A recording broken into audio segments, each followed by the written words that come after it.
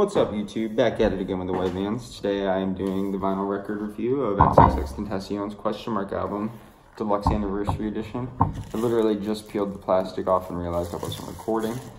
So let's get into it. I pre-ordered it 3 days ago. It came to me, I was so excited. You open it up, you have the Revenge Hand, Young Jaw, and they burned in his little leafless tree. Side A, side B, side C, side D, side E, side F. It's a full 3 LP deluxe edition. It comes with the original album. So the first vinyl is literally just the album.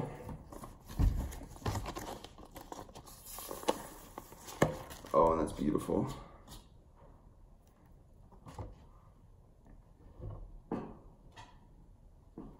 I'm just gonna pop this on a random song.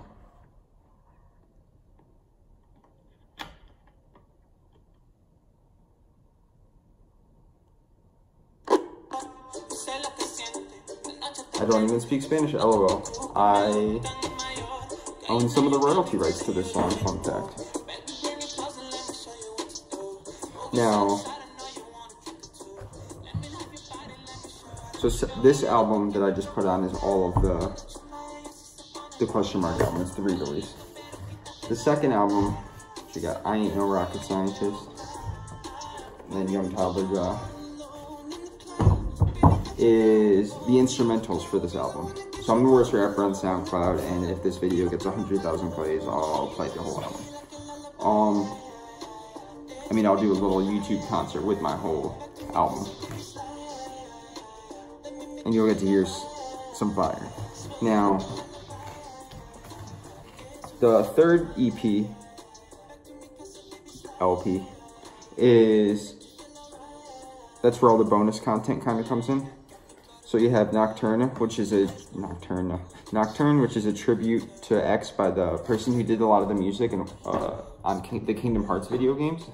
X had tweeted multiple times about Kingdom Hearts. His son is named after some Kingdom Hearts characters.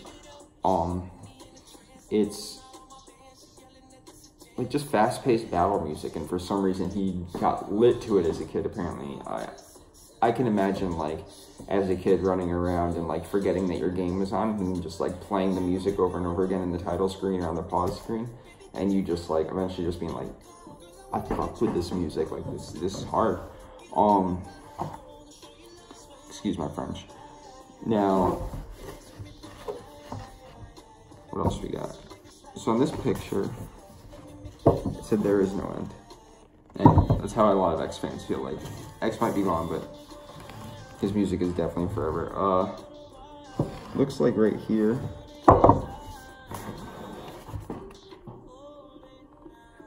we have setting, make out hill, meditate, remember, visualize, liberation from every. And then right here you have people change crossed out.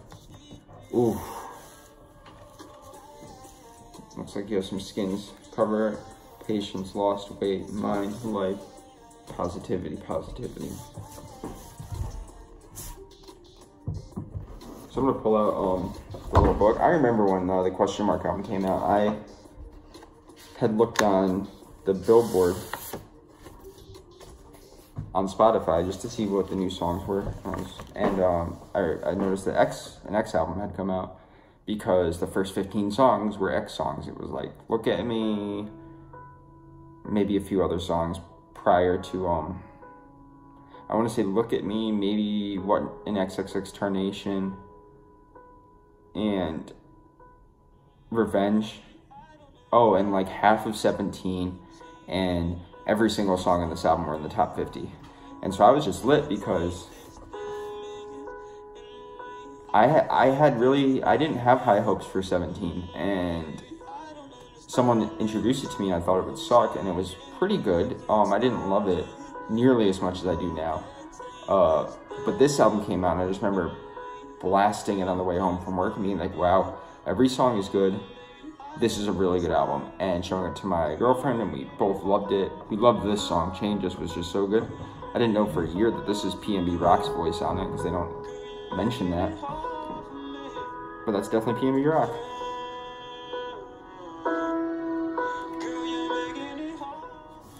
So I got 2 little booklets. And let's see if there's anything else that I missed, because... So I got an LP, another LP. Oh, I didn't even get into what else was on this. A Hope Freestyle, John Drums. Those are both like just cool little sound bites. Numb Acoustic. Proud Cat Owner remix featuring Rico Nasty. That is fire. The remix is so hot. And then all the songs off of Ghetto Christmas Carol, which is a great album, and I love that I have that on vinyl now. Not album, it's a mixtape. It's 5 very different songs. And then you have voice memos. You have 8 voice memos from the Question Mark album, where X is either talking to John Cunningham, or in one case talking to PNB Rock, and he's just like, they're hashing out how they want the songs arranged, and X may be hearing the beats for the first time, or just figuring out how they're gonna build songs and attack songs, and it's just a really cool project. I'm really happy that that exists. So what else do we have?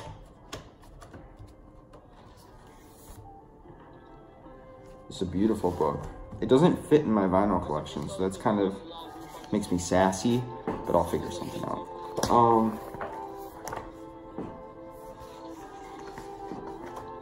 So you have this, which is just like, it looks like the No Pulse artwork where like everyone's saying X is alive. Oh, you know what this is? This is the poster.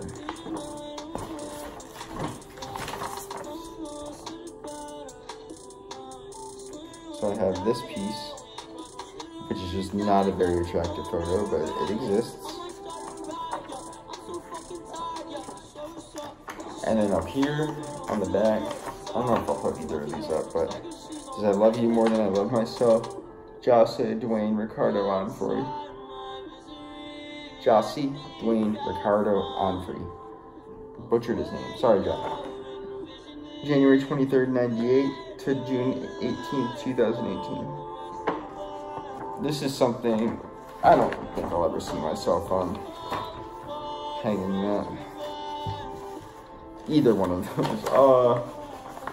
But you know what? Maybe. That little piece with like the little RIP thing, that might look hot in my garage or something.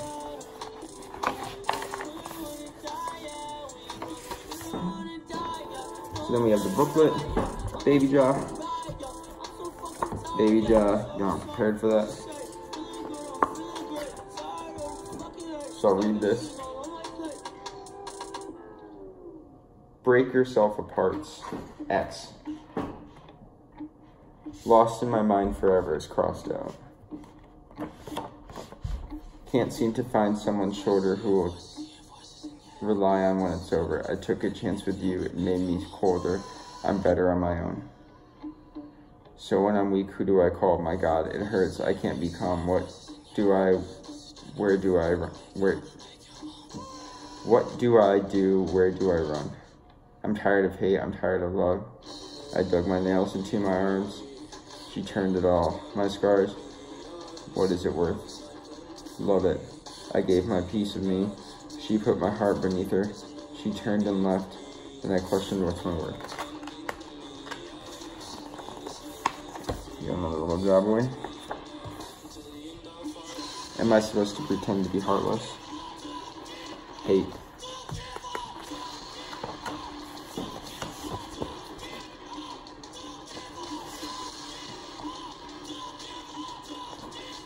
A feeling you just can't explain. Just got like a collage of job baby pictures.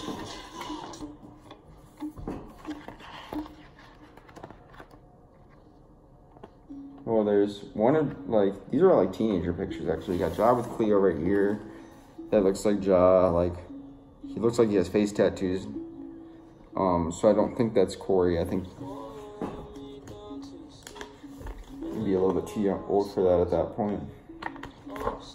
The question mark. Question mark.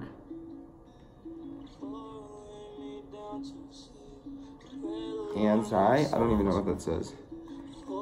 ANZANSAAII.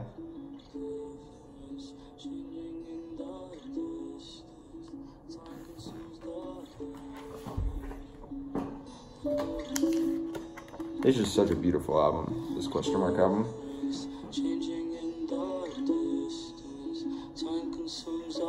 Oh, I love this. This is like a little tribute to members only. I'm actually about to cry. You got Kid Trunks, Flyboy, Craig Zen, Bass Santana. Man, that's awesome.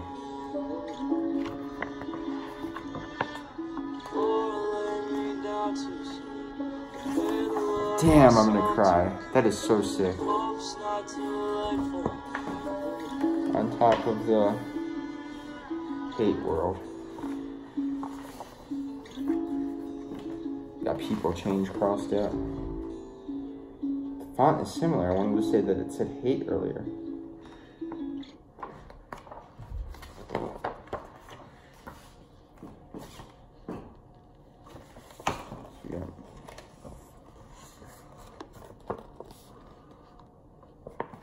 Yeah, one of my favorite videos is like X playing at the Rolling Loud Festival. He always tried to get people to like sing along to his songs, and he cut off the music and had everyone singing sad, and it was just amazing. Oh, we have essays.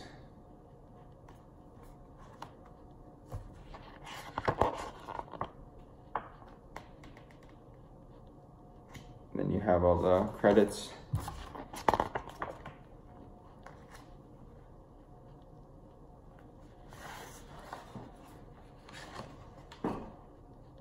Time is precious, do not waste it. Ooh, I gotta like go visit his grave now. I don't live too far from it, probably like an hour and 40 minutes. I've been tempted. I've just been so busy. So I could read this whole essay to you guys. I might actually cry though. This is Xxxtentacion Essay 1 by Garrett Kennedy. It is 2017 late summer when Kendrick Lamar logged onto Twitter and posted a straightforward missive with a link to Xxxtentacion's debut album 17. Listen to this album if you feel anything. Raw thoughts. Millions of people saw it, many of them immediately hitting the link I suggested. Unbeatable promotion for an album that had only been out a few hours. In the annals of hip-hop history, 2017 is a year that saw rap's latest paradigm shift. Jay-Z dropped his most personal body of work with a revelatory 444. Kendrick's Damn was further proof of his uncanny ability to craft bangers that are trunk-rattling, forward-thinking, and introspective in equal measure. Cardi B broke out with Bodak Yellow, while Migos and Future dominated every strip club and rap station from coast to coast. And Xxxtentacion came crashing through the ether with his debut record, Look at Me. The lo-fi, blistering anthem disrupted our ideals around the way hip-hop looked and sounded. For most of us, Look at Me was the first time anyone heard of Xxxtentacion. They spell that out for us. However, in the corners of the internet, where the real tastemakers and gatekeepers reside, the man born Josian Free was already a vital voice, a defining one, in fact. For a generation so far removed from the teachings of Tupac Shakur and Kurt Cobain, they wear them on their shirts for nothing more than nailing a 90s aesthetic. Even without Kendrick's cosign, X was bound to blow up. He had ushered in a new subgenre of frenzied emo-centric rap and did it without radio airplay, a major label, and virtually zero engagement with the press. He was part of a generation of young MCs, the late Lil Peep, 6ix9ine, Lil Pump, Trippie Redd, among others, who bred cult-like fandom online, establishing themselves as stars before the rest of the world even caught a whiff. X found himself hurling towards crossover stardom after Look at Me tallied enough streams to skyrocket up the top 40 entirely from Spotify and SoundCloud plays. He was rewriting the norm without much effort. It was impressive or maddening, depending on who you asked. Yet his influence was undeniably ubiquitous nearly overnight. Just look at how many of our culture-shifting rap stars took a cue from X when they went back in the lab to record new music. He pulled off so much with so little altogether. X's fully released projects, Revenge 17, and the posthumously released Skins, is just 95 minutes of music, pieced together with the copious offerings of Lucy's and short collections he tossed out online whenever he desired. X's body of work showed an artist driven by creating cathartic music that thrived on the chaos of his life. X arrived late like a supernova, alluring yet firing to the touch.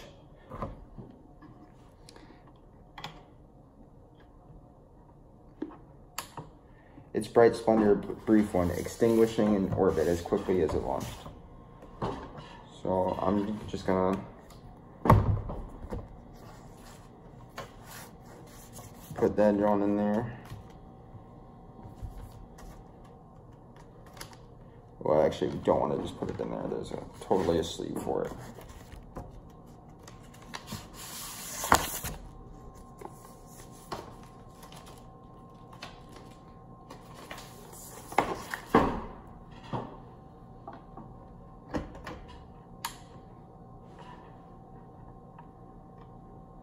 Thinking about doing a vinyl record giveaway.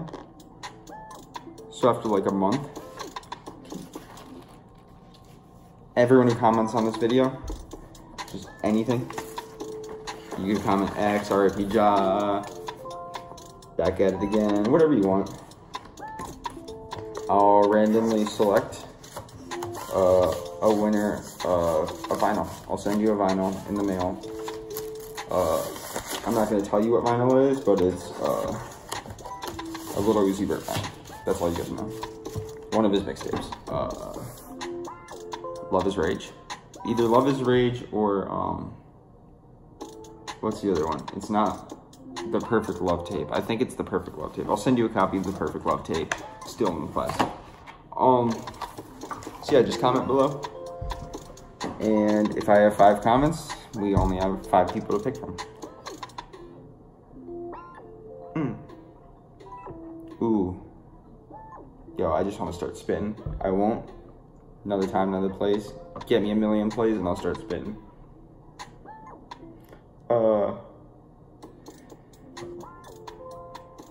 Alluring yet fiery to the touch, its bright splendor, brief one, extinguishing in orbit as quickly as it launched.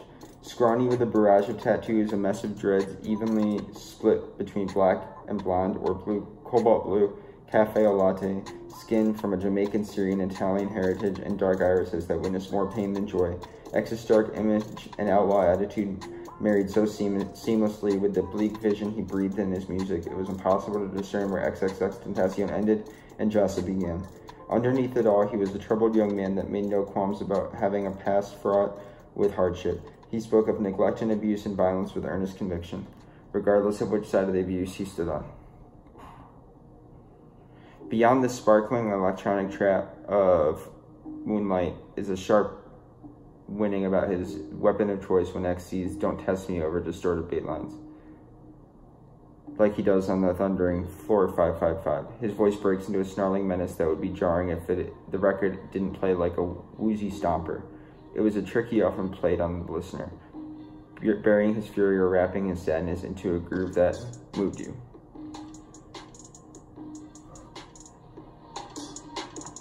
X's propensity for adventurous genre hopping goes back to the scattering of music he was exposed to while growing up in Broward County, Florida. He saw his mother use music as a balm as he gravitated towards the stirring gospel he heard in church, but the words of the good book didn't capture the angst, agitation, anxiety, and depression he felt the way Eminem or Nirvana or Papa Roach did. Encore, Nevermind, Infest, and the phrase about how to save a life all prove vital to a young man struggling to grapple with the black hole of depression that sucked him in. It's what he sought when he decided to close himself in a friend's closet and record the raw thoughts that swirled in his mind. There was both coldness and warmth to his music, a perplexing push and pull that aligned with his life. Pain and trauma were a frequent thread of music that was bound together by a desperate numbness. And every single year, I'm drowning in my tears, I'm drowning in my tears again. I can't seem to forget the pain you seem to give, the pain you seem to give, my friend, he moans on them, which he also permanently etched under his right eye in red ink, a reminder of feeling devoured of the emotions he spent so much of his life trying to control for his own sanity. Music saved me as an individual because I was literally haunted by myself, he once said. As a person, I was lost. It gave me purpose. Within that person, I'd be able to display my pain for others. Initially, it just felt good. After a while, I wanted to be like a therapist for these kids. Anyone that was even slightly depressed could feel it. I was doing something as much for them as I was for myself. I gave them something. And yet, X was a man of conflicting ideologies, one who was in constant battle with his mind and his heart. It was apparent in a young life riddled with so much trouble and controversy. The very mention of his name elicits a myriad of emotions, from reverence to repulsion. And it was apparent in the music that made him one of the hottest rap talents to break at the time, when hip-hop was in its most influential. On Hate Will Never Win, a potent dash of lush boom bop courtesy of a J. Dillon sample, X rapped, "I'm feeling like my mind within a war between myself." He was so deeply invested in exploring his wounds, his pain, and his every dark thought. He was never not mined on his records. Not surprisingly, X grew up in a culture that shares its very whim for public consumption. X was an unconventional voice in contemporary rap. He was unbounded by style or structure, and a voracious appetite for experimentation resulted in a hodgepodge that spanned grunge, emo, indie rock, R&B, nu metal, hip-hop, and EDM. His ability to merge rap and rock, largely due to dissolution of genre boundaries as rap's dominance altered the DNA of pop music. There wasn't a line he couldn't swerve into. Alone Part 3 is acoustic R&B balladry, even if it's ominously crooning about lack of worth, going down as a swaggering trap banger. Pain Equals Best Friend is a punch of punk rock, and he even found a dip into Latin-inspired meringue flavor with I don't even speak Spanish, LOL. LOL. He recorded with purpose. His music intentionally sounded unfinished, even crude, as if the lyrics were pulled from loose diary entries, jotted down wherever he was at the time, or bursts of inebriated text sent late at night. That's why the songs are such quick spurts, mostly just a verse and hook.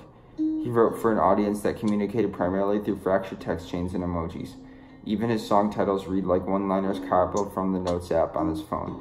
It's a language far too rudimentary for us old rap heads who are married to rhyme schemes and song structure.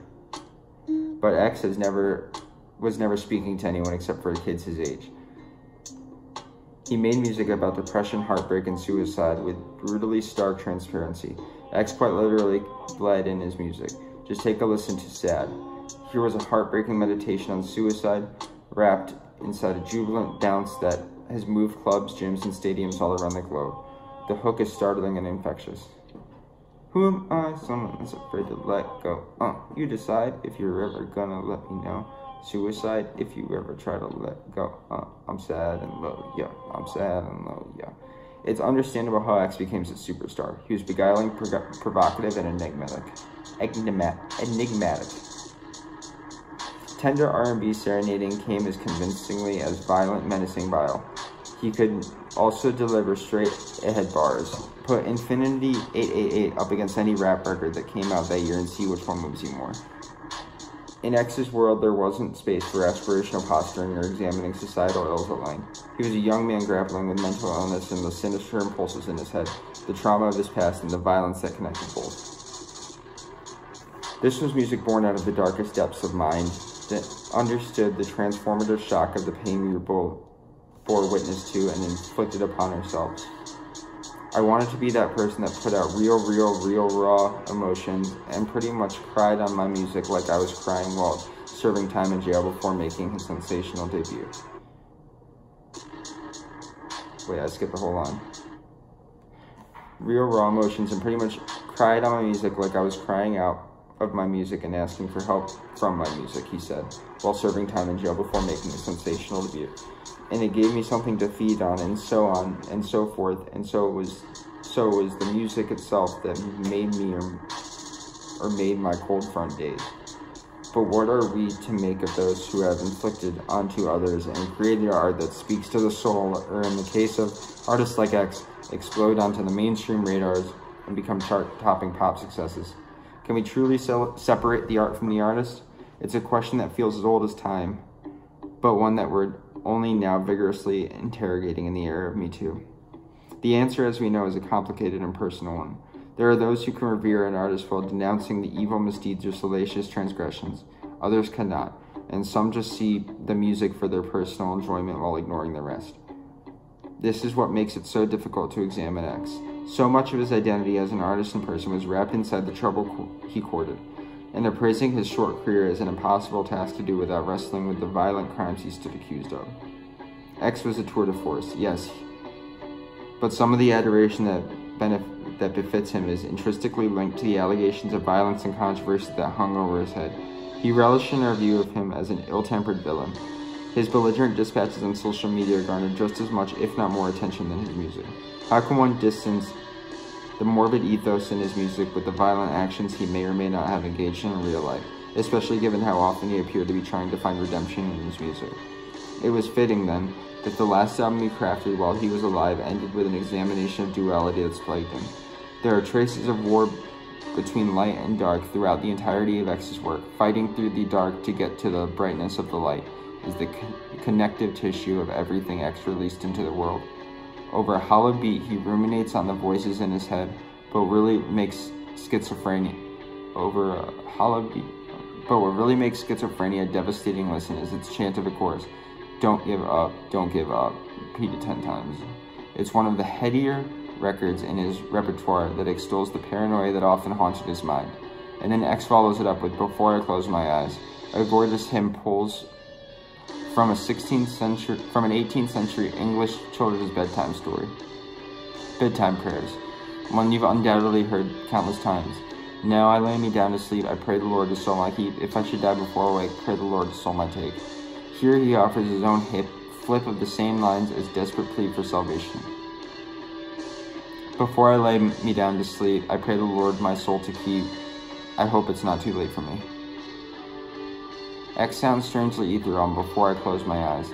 It's the softest he's ever allowed his voice to go on whiles. His voice floats above the acoustic guitar strums that score the track as he plays for brighter days. On its own, Before I Close My Eyes is a glorious offering of versatile artists that had an insatiable appetite for experimentation. There's level of optimism here that feels particularly devastating given X's outcome. Listen to it after death feels almost perverse. X's demise on a sunny afternoon, June 18th, barely a year removed from his ascent, near his South Florida home at the hands of armed men, turned a young man into rap's latest casualty. We tend to treat our young fallen rock stars differently in death. They instantly become gods, their flaws glossed over, their legacy output celebrated and exalted breathlessly. Their legacy upheld as sacrosanct as we absolve them of their sins.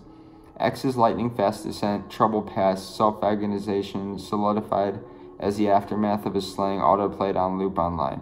His mortally wounded body made viral by a culture desensitized by violence. X knew he wouldn't be here in the physical sense long. A dive into the music showed us that. He was gasping for air as he drowned in his demons, depression, and darkness that bound him. We've all been there, some of us slipping deeper than others, and many of us not making it out at all. Their despair and uncertainty that pushes us, locks us, or traps us. The feat of crippling anxiety, the isolation that comes in our lonely hours. X poured himself into music that spoke to our deepest pains and insecurities. He gave voice to those who otherwise felt powerless or helpless in a world that feels especially cruel to those who don't quite fit in. Barely a year after the world watched X in his final breaths, we are no closer to reconciling Jossie, the man from the music he leaves behind. Here's the hard truth. He never lived to face court. His case closed after his death, robbing both him and his alleged victim of any taste of justice. We will never know if he made good on his promises to alter his moral compass, and we will never know how he would have used his platform to influence the young minds that worshipped him. Nor will we ever see how further he disrupted pop music. What we are left with is the music of an extraordinary, talented, and deeply complicated man, torched the distance between art and life to become a hero and not a cautionary tale. A hero and a cautionary tale. Fire. Spend years at the crib, I don't feel the pain no more.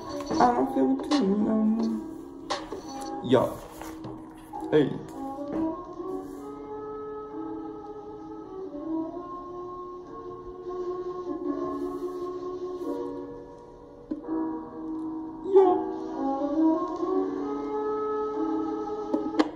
So, there you have it. Jossie's Question Mark album. If you listen to that and fell asleep, I'm not surprised. Stay tuned. I'll be posting more videos coming weeks. We'll get a taste of my whole collection. I can do Little Pump's albums.